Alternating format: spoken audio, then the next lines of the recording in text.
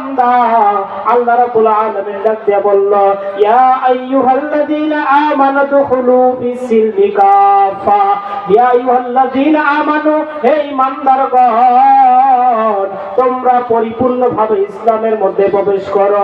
তোমরা ইসলামের মধ্যে পরিপূর্ণভাবে প্রবেশ করো। একটা মানবা একটা মানবা না, না না না, এটা হতে পারে না।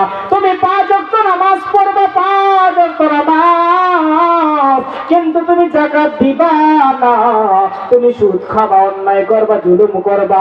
যাকাত দিবা কিন্তু সুদ খাবা, নামাজ পড়বা কিন্তু জিনা করবা, সুদ খাবা কিন্তু অন্যায় করবা, অন্যের উপর জুলুম করবা, ইতিমের মাল লুট করে খাইবা। এটা তো ইসলাম তোমাকে দিবে না, সমর্থন করবে না। আল্লাহ রাব্বুল আলামিন বলছে, এ মুসলমান, এ ঈমানদারগণ, তোমরা ইসলামের মধ্যে পরিপূর্ণ রূপে প্রবেশ করো। কি বলছে? পরিপূর্ণ রূপে। একটা মানবা আর একটা মানবা না, এটা হতে পারে না।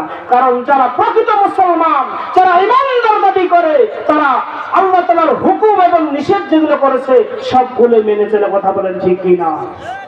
ও মুসলমান ভাইরা আমার, গভীর মনোযোগ, সময় অল্প, আলোচনা হবে অল্প। আপনি আমি নামাজ পড়ি, মা বোনেরা, আপনি আমি নামাজ পড়ি ঠিকই, কিন্তু পর্দা করি না। পর্দাও যদি করি কিন্তু স্বামীর খেদমত করি না। স্বামীর খেদমত যদি করি কিন্তু নিজের লজ্জাস্থানে হেফাজত করি না। ও মা ও বোনেরা, গভীর মনোযোগ দিয়ে শোনো।